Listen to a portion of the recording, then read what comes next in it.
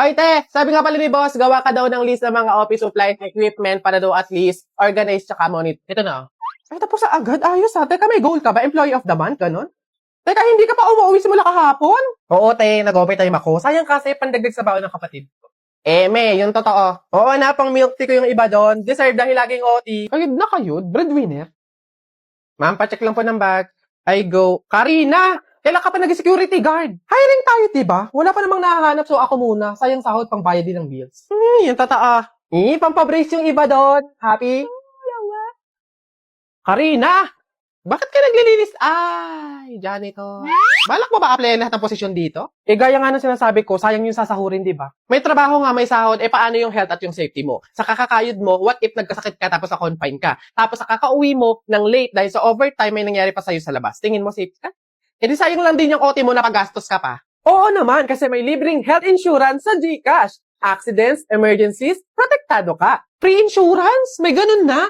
Paano yun ma-access? Madali lang talaga mag-load sa GCash, tapos may free insurance ka pa. Pumili ka lang ng load promo for your own number. Tapos upon checkout, itik mo yung Get Free Health Insurance. That's it! You have successfully claimed your free insurance via buy load sa GCash. Kaya alam mo ba yung maganda dito? Makaka-access ka up to 2,500 pesos na assistance kapag na-confine ka sa ospital. Hindi lang yon. 30,000 pesos coverage kapag na-aksidente ka at 10,000 pesos coverage for disablement. Di ba? Kaya pala sa GCash. Kaya pala kayod ka ng kayod. Di mo na kailangan kabahan kasi safe ka na. Kaya mo na paghandaan kahit ano pang emergency dahil sa libreng insurance when you buy load on GCash. Oo, te. Ay, racket ko din pala yung cash in, cash out sa GCash. Pwede saan pag kailangan mo,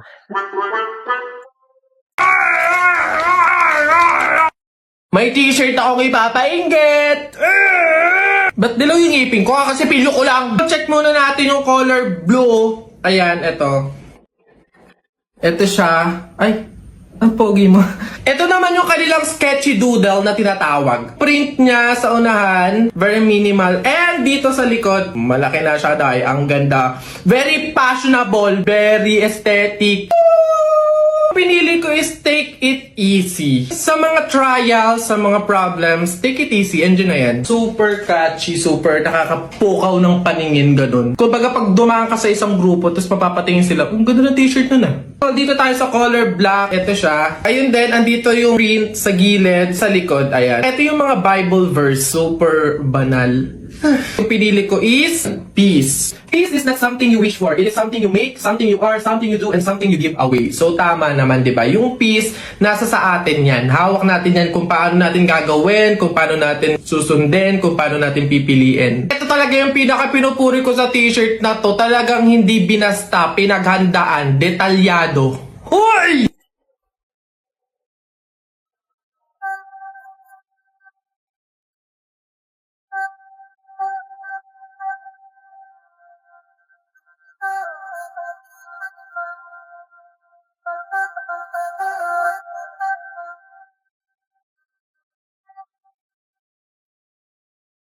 Ayan, sa mga mahilig pumorma dyan, mga aesthetic, mga fashionable, mga street guys, street girls. Pin-provide ko na yan sa baba, sa yellow basket. Ikiklik nyo lang yan para ma-avail nyo to. Get yours!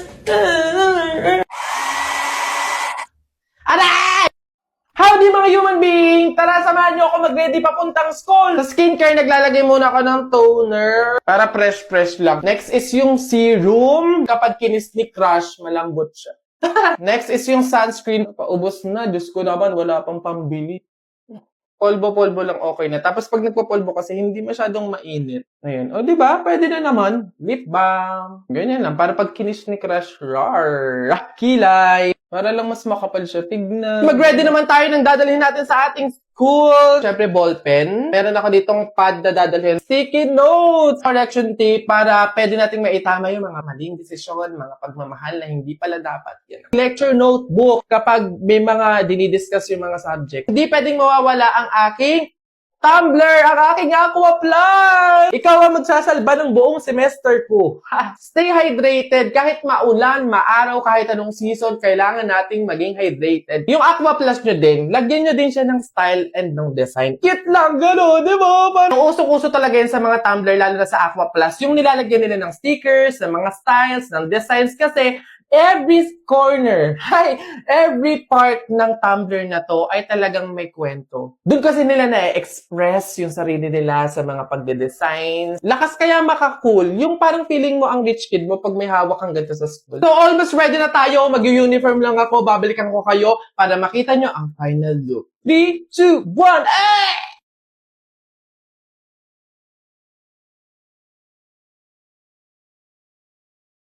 Stay cool, stay in school, and don't forget your Aqua Plus. Try nga natin basain. Tingnan nyo Ganyan siya. Sabi ko sa inyo i-try nyo muna yung camel shoes bago nyo ko i-judge. Ayan papakita ko sa inyo ng malapitan. Ayan. Aartihan mo pa yan. Howdy mga human being! Kita nyo yan? Ang daming bumili, ang daming nag-check out ng camel shoes natin! Puro na lang ako black, white, gray. Nag-try naman ako ng iba't ibang color. Yung iba't ibang combination ng color. Ayan, may violet, may orange, may black, para naman maiba, ganun. So, eto yung bagong labas na sapatos ng camel shoes. Eto naman yung itry nyo, eto naman yung subukan ninyo, eto naman yung i-check out at bilhin ninyo. Lightweight siya, kaya comfortable sa paa kapag nilalakad at tinatakbo mo. Ganun naman talaga yung camel shoes. Talagang pwedeng-pwede siyang pang running, pang jogging, pang exercise, pang workout, sa kahit ano pang sport. Pwedeng-pwede to! Ito yung pinaka-ilalim, yung pinaka-swetas ng sapatos na to. Ayan may mga ganyan siyang style or design. Dinesign to for sure para mas makapit sa sahig. Moment of truth! Mga human being, ganito siya kapag suot. Ang ganda. Ganyan siya. Ang ganda, diba? Na ano lang yung tubig, tapos papagpagan mo lang, tuyo na agad, pwede na ulit. Ganon! Ayan mabilis lang siyang punasan. Wala na agad yung basa. Ayun mga human being, paulit-ulit ko na sinasabi sa inyo, napakadali, pinrovide ko na yan, andyan na yan sa yellow basket, keep on dito nyo, i-check out para magkaroon din kayo nitong camel shoes. Lagi nyong tandaan na itry nyo muna bago nyo ako i-judge. Get yours! Beb, ang sarap nito, no? True, pati yung price ko.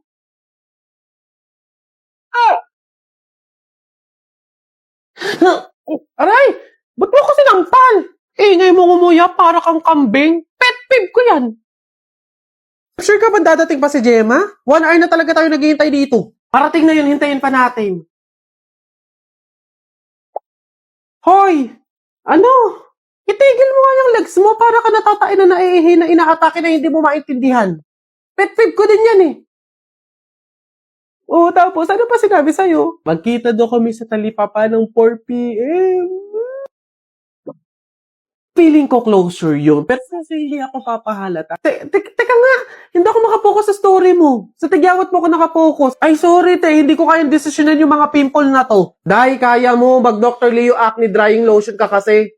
24 hours lang liliit magda-dry out at hindi nakapansin-pansin yung mga pimples mo. Hindi lang yan, makakatulong din to para sa mga future breakouts mo. Ito pa. It also works on stubborn acne marks to improve skin quality. Totoo pala talaga. Eto hindi na to character Kapag may mga pimples talaga ako, eto talaga yung ginagamit ko kasi napakabilis lang makapagpatuyo ng mga tigyawat dahilan para bumaling at mawala. Isama na din yung mga acne marks, yung mga dark spots, tanggal talaga lahat yan, dahil promise, maglalagay ako nito sa mga tigyawat ko sa gabi, tas kinabukasan, dry na siya, yung hindi na siya masakit hawakan. Then ayun, tuloy-tuloy na siyang mawawala. Siya, babalik na ako sa character Beshi! Okay na, wala na yung mga pimples ko! Pero teka, naiinis pa din ako sa'yo. Baka buong pagkatao mo na yung pet peeve ko. Ano nga? Isisigaw ko na lang sa langit. Iiiyak ko na lang sa tanawin. At pagkabilang kong 3, kakalimutan na kita.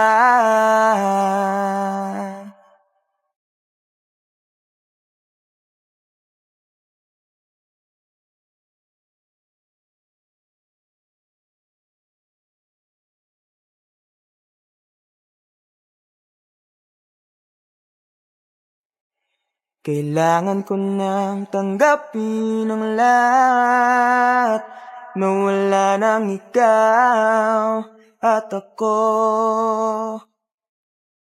Isisigaw ko na lang sa langit. Iiiyak ko na lang sa tanawin.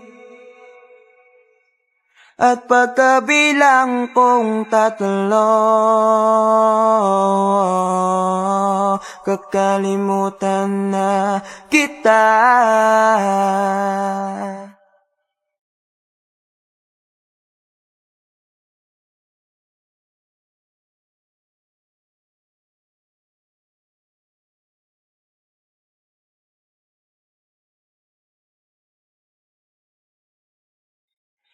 Kailangan ko nang tanggapin ang lahat. O basta mga pare, ganito ang plano ha. Kapag andun na tayo sa mga inasal, isang PM1 na only rice lang yung o-orderin natin. Isa lang ha. Tapos PM2 na hindi naman only rice. Makakatipid na tayo nun guys kasi doon sa order na only rice tayo hihingi ng mga kanin. G? Okay? G. Oh, good day mga sir. Excuse me, order kami no? Ano? PM1 isa na only rice, tapos PM2 na hindi naman only rice, 3. Hoy kayo. Sinong maloloko nyo ha? Wala na kayong maloloko dito. Alam na namin yung mga strategy nyo. Since mahal yung only rice, isang only rice lang yung o-orderin nyo. Tapos yung iba, mga mumurahin na. Ngayon, pag naubos yung kanin, tsaka nyo pupuntiryahin yung isang only rice lang na order nyo. Bubulos kayo ng bubulos, iisa lang naman yung in-order nyo only rice. Sinong maloloko nyo? Hindi. Simula ngayong araw na to, hindi na mangyayari yung ginagawa nyo ganyan. Kung sino lang yung umorder ng only rice, siya lang yung kakain ng madaming kanin. Ay, bawal ba yun? Oo, bawal na nga. Ngayon, kaya wag na kayong magtangkang magdaya-daya dyan mga abutan ng kanin nyo na yan dahil pababantayan ko kayo. Pasok! Kala nyo tignan natin ngayon. Hoy guys, wala na tayong kanin. Hindi tayo lahat pwedeng humingi ng kanin kasi isang only rice lang naman yung order natin. May nagbabantay pa. Hoy, nakikita at naririnig ko kayo ha? Tigil-tigilin nyo yung bulungan nyo at pandadaya nyo. Sabi ko sa inyo. Kung sino lang yung umorder ng only rice, siya lang yung kakain ng madaming kanin ha?